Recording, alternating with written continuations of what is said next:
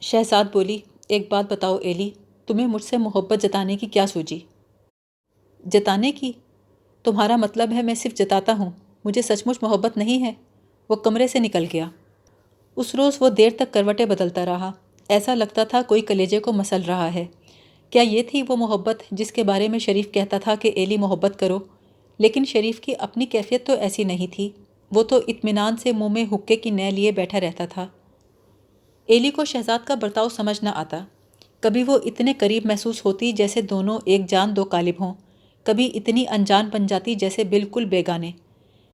ایلی کو چشمے تصور میں شہزاد ایک دیوی کی طرح کھڑی نظر آتی جس کے سامنے سینکڑوں سر جھکے ہوئے ہوتے۔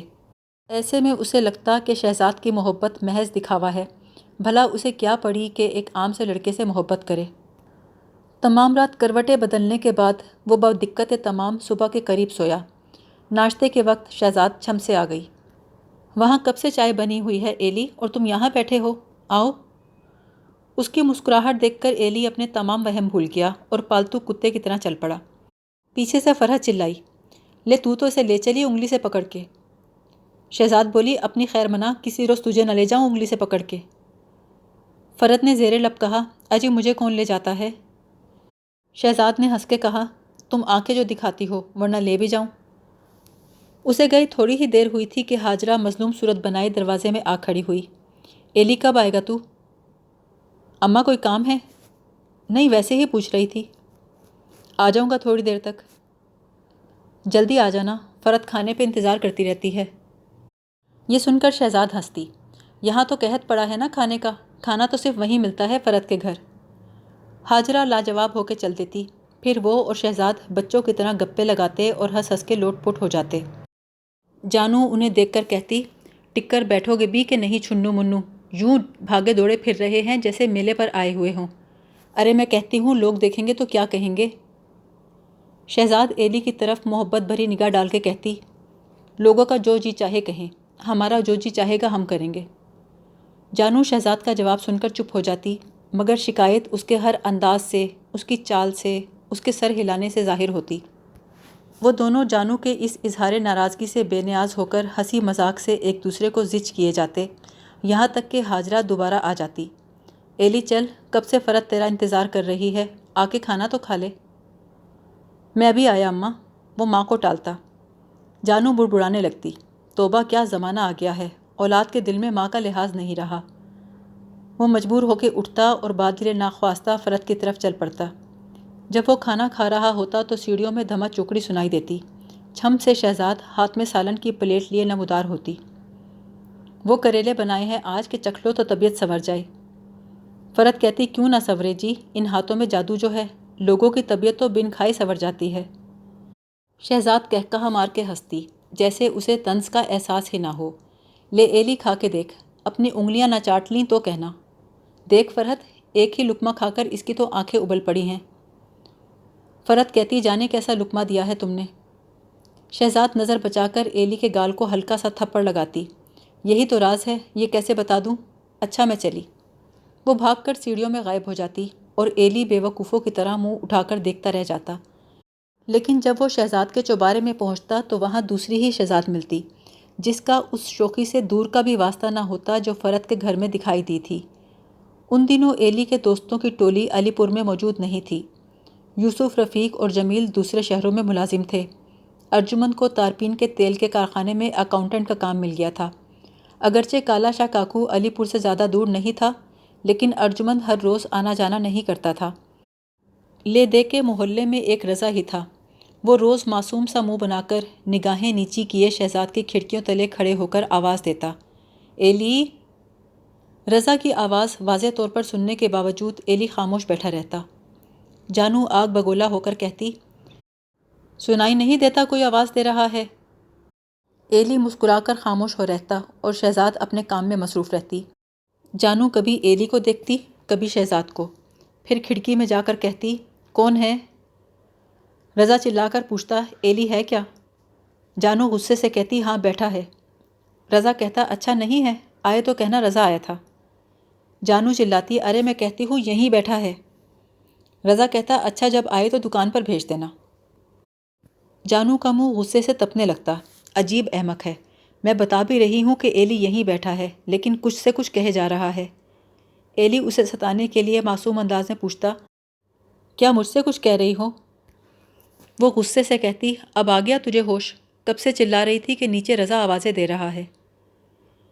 ایلی نے بن کر کہا، کیا مجھے بلا رہا تھا؟ جانو چلا کر کہتی، لو جیسے پتہ ہی نہ ہو. وہ کافی دیر بکتی رہتی، پھر تھک کر خاموش ہو جاتی. جب وہ چپ ہو جاتی تو شہزاد کہتی، کیا بات ہے جانو، آج تو تم بہت ہی خاموش ہو، کوئی بات ہی نہیں کرتی. جانو کے تن بدن میں آگ لگ جاتی اور وہ ہاتھ ہلا ہلا کے بولنے لگتی. شہزاد آنکھ بچا کر ایلی کو دیکھتی اور معنی خیز انداز میں مسکراتی. ایلی کے دل میں خوشی کی لہر دوڑ جاتی. اسے لگتا وہ دونوں دو بچے ہیں اور مل کر جانو کے خلاف سازش کر رہے ہیں. جانو کہتی، جو جی میں آئے کرو، میں تو تمہارے ہی بھلے کو کہتی ہوں کہ یوں سارا دن ایک جگہ بیٹھے رہنا ٹھیک نہیں ہوتا. لوگ ایسے برے ہیں کہ بات کیے بغیر نہیں رہتے، چاہے کوئی کتنا ہی پرہیزگار کیوں نہ ہو. لیکن تم دونوں میری نہیں سنتے تو نہ صحیح، مجھے کیا. جب وہ لیکچر دے کے فارغ ہوتی تو شہزاد بات ٹالنے کو کہتی، آج چائے نہیں پلاؤ گی؟ تم تو ہمیں بالکل ہی بھوکا مار دو گی. کیوں ایلی، چائے تو پیو گے نا؟ ایلی ہنس کے کہتا، لو چائے نہ ملی تو میں تو پیاسا مر جاؤں گا. علی پور ایسی جگہ تھی جہاں انسان خاموش بھی رہے تو دیواروں کی اینٹیں باتیں کرتی ہیں، لہٰذا محلے میں بات چھڑ گئی. بہن کیا زمانہ آ گیا ہے، ذرا شرم نہیں ہے ان لوگوں کو. ہاں بہن، پر یہ کاٹ کی ہنڈیا 4 دن ہی چڑھے گی بس. جیسے ہی ایلی نظر آتا ایک کہتی، ارے ایلی، میں تو سمجھی تھی تو محلے میں ہے ہی نہیں، پڑھنے کے لیے گیا ہوا ہے. ارے پہلے تو پہرو یہاں کھڑا رہتا تھا ارجمن کے ساتھ، اب کون سے تہہ خانے میں چھپا رہتا ہے. دوسری کہتی، ایسا بھی کیا کہ شکل دکھانے سے گیا؟ اے بیٹا، اپنوں سے ملتے ملاتے رہنا اچھا ہوتا ہے. تیسری کہتی، چاچی ہمیں اپنا کون سمجھتا ہے، جنہیں اپنا سمجھتا ہے ان سے ملتا ہوگا. محلے کی عورتیں تو پھر بھی اشاروں کنایوں میں باتیں کرتی تھیں، لیکن لڑکے تو کھلے بندوں سوال کرتے تھے. کیوں بھئی ایلی، اب تو دکھائی ہی نہیں دیتے، کون سے چکروں میں ہو؟ سنا ہے آج کل اونچی ہواؤں میں اڑ رہے ہو. اس کا نتیجہ یہ نکلا کہ ایلی لوگوں سے ملنے سے کترانے لگا. اگر وہ اس راز کو بہت اہمیت نہ دیتا تو شاید بات نہ بگڑتی، لیکن انتہائی اہمیت دینے کی وجہ سے وہ تفریحی تعلق جو ایک رات معمولی سی لغزش کی وجہ سے عمل میں آیا تھا، ایک تباہ کن الجھن میں تبدیل ہو گیا. وہ سیدھے طریقے سے اپنی غلطی کی معافی مانگنے کی بجائے شہزاد کو دیوی بنا کر اس کے روبرو پجاری بن کے بیٹھ گیا. اگر وہ اسے دیوی کی بجائے جیتی جاگتی عورت کی حیثیت سے دیکھتا تو شاید شہزاد کے اندر بھی دو رخی پیدا نہ ہوتی، مگر ایلی کی پرستش دیکھ کر وہ بھی الجھ کے رہ گئی. ان رنگین شب و روز میں اس کے علاوہ صرف ایک نئی بات تھی، وہ یہ کہ دوسرے تیسرے روز آصف کا خط آ جاتا.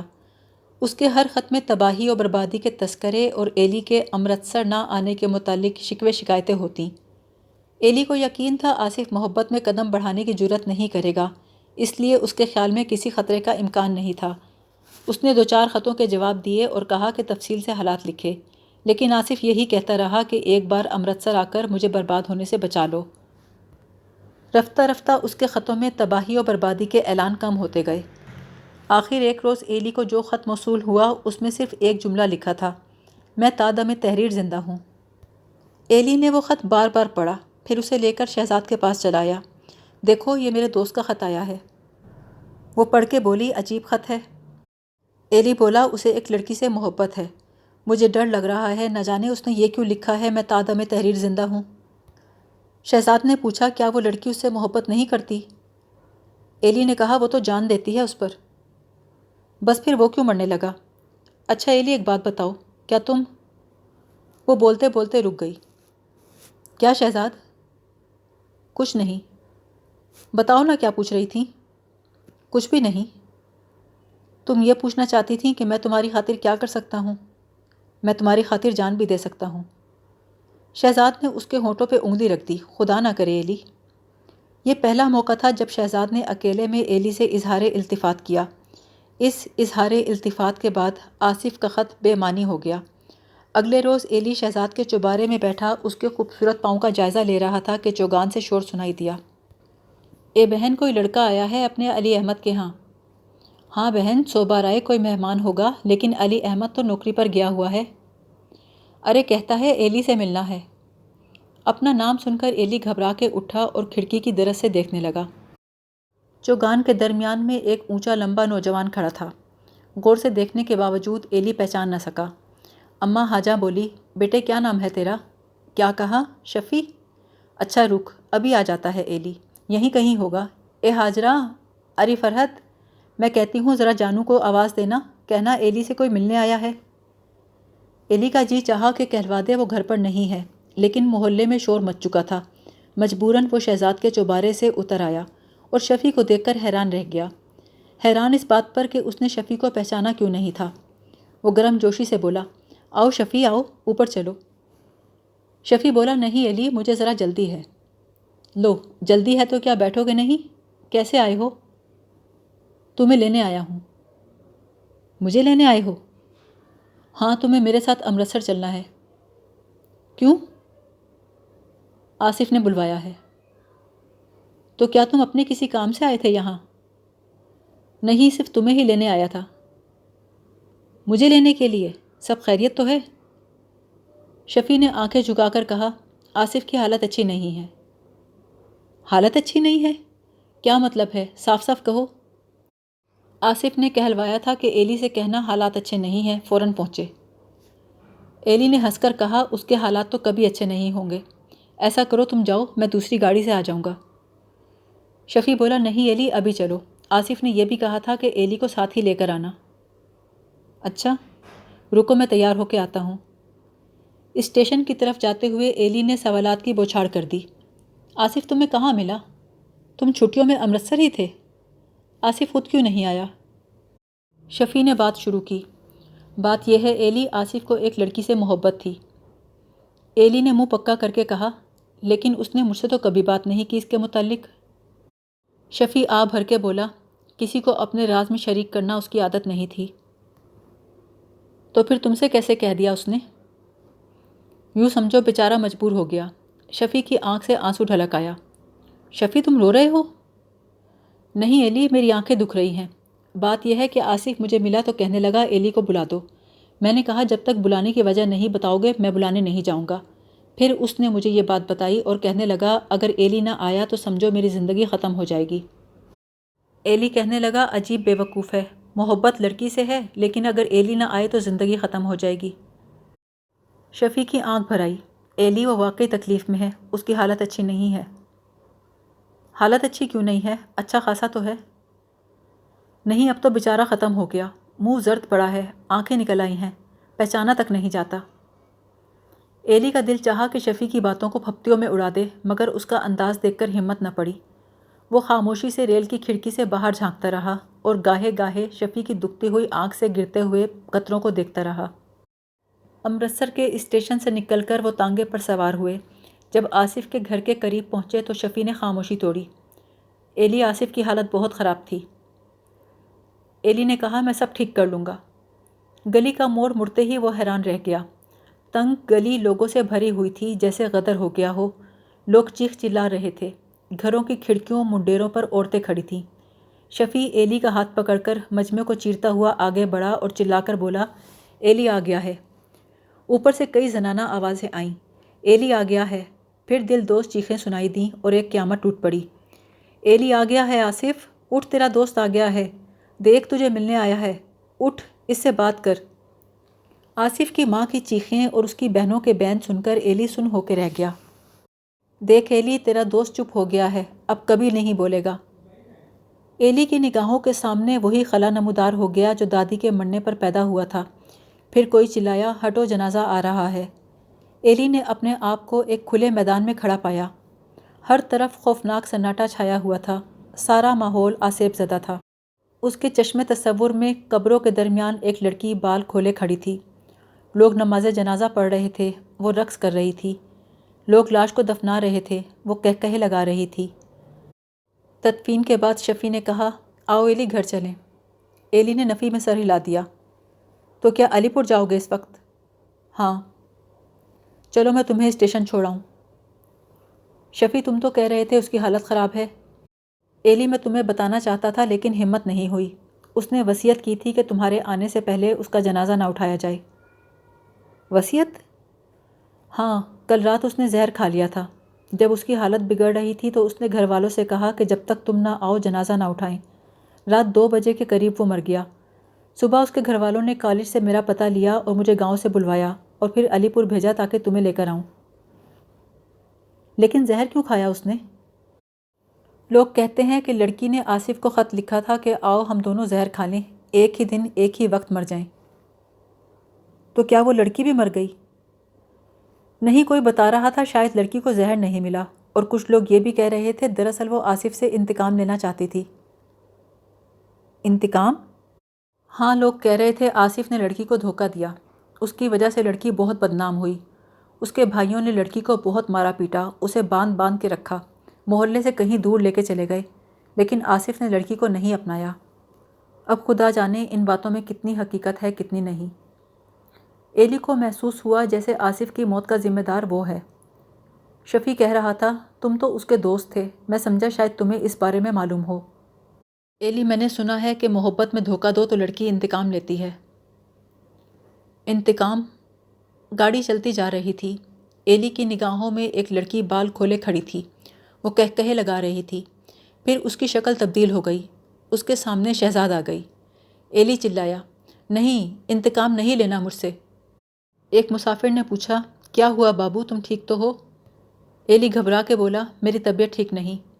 انہوں نے اسے لٹا دیا۔ جب ایلی کو ہوش آیا تو وہ چارپائی پہ پڑا تھا، گھر والے اس کے گرد کھڑے تھے۔ دفتن اسے ایک چہرہ نظر آیا، کھلے بالوں میں گھرا ہوا چہرہ۔ ایلی کے ہونٹ کپ کپائے۔ شہزاد، تم مجھ سے انتقام تو نہ لوگی؟ شہزاد ہنسنے لگی، یہ کیا کہہ رہے ہو؟ ہاجرہ بولی، نہ جانے بے ہوشی میں کیا کیا بول رہا ہے، دیکھو تو اس کا بدن بخار سے تپ رہا ہے۔ بتاؤ نا شہزاد، کیا تم مجھ سے انتقام لوگی؟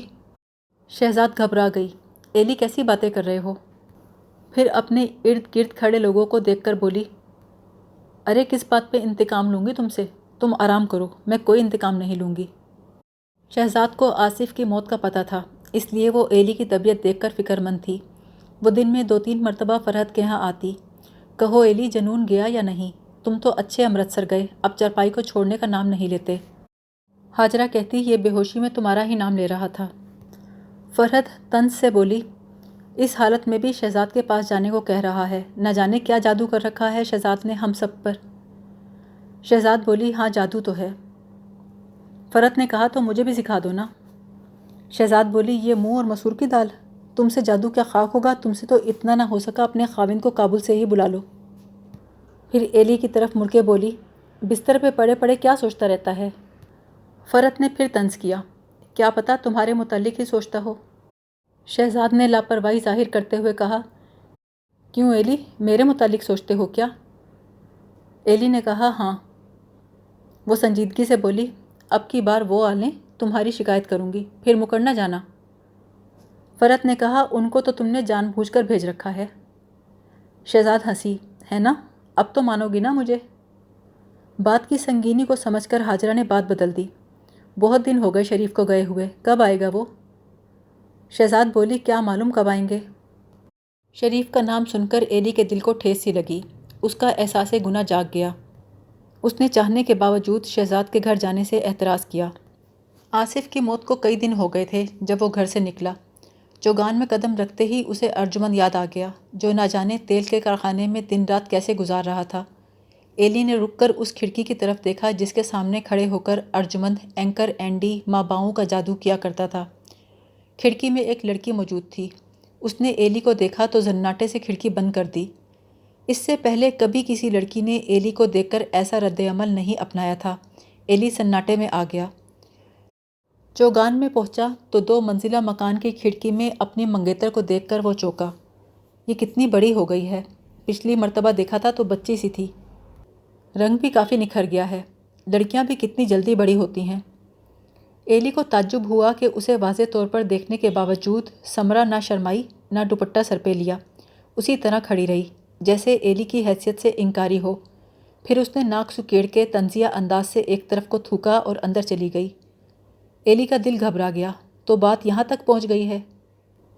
اگرچہ ایلی چلا چلا کر کہا کرتا تھا کہ اس نے یہ منگنی صرف ماں کا چاؤ پورا کرنے کی خاطر رچائی ہے، لیکن اس وقت اپنی منگیتر کا اظہار تحقیر دیکھ کر اسے شدید تکلیف ہوئی۔ اس توہین کے بعد اس کا وہاں رہنا محال ہو گیا۔ چوگان میں محلے کی بڑیاں بیٹھی آزار بند بن رہی تھیں۔ اسے دیکھ کر ایک بولی، ارے ایلی، شکر ہے تو گھر سے تو نکلا۔ نہ بیٹا، اپنے باپ کے قدموں پہ نہ چلنا، اسے بھی گھر میں بیٹھے رہنے کی بری عادت ہے۔ دوسری بولی، تم بھی حد کرتی ہو چاچی، آج کل کی لڑکیاں صرف گھر بیٹھوں کو نہیں، راہ چلتوں کو بھی بلا لیتی ہیں۔ چاچی کہتی، نہ بیٹا نہ، تو نہ پڑنا ان کے فریب میں۔ ایلی تیز تیز چلتا باہر نکل گیا۔ سامنے سے رضا آ رہا تھا۔ کیوں بھائی، نکل آئے اپنے تہہ خانے سے؟ بیٹا کچھ دن اور یوں ہی بیٹھے رہے نا تو لاٹھی کے سہارے چلنا پڑے گا۔ ایلی نے کھسیانہ ہو کر کہا، شرم تو نہیں آتی تمہیں؟ رضا نے کہا لگا کر کہا، شروع میں لکڑی اٹھا لو تو آتی ہے، پھر جب اسی کے سہارے چلنا پڑے تو نہیں آتی۔ ایلی نے بات بدلنے کی کوشش کی، جا کہاں رہے ہو؟ ابھی آتا ہوں، تمہیں فرصت ہو تو بیٹھو دکان پر۔ رضا کی دکان تک پہنچتے پہنچتے اسے کئی لوگ ملے۔ سب اسے در پردہ مشکوک نگاہوں سے دیکھ رہے تھے اور باتوں ہی باتوں میں شہزاد کا طعنہ دے رہے تھے۔ اس نے پہلی بار محسوس کیا کہ وہ راز جو وہ اپنے سینے میں چھپائے بیٹھا تھا، تمام محلے میں زبان زدے عام ہو چکا تھا۔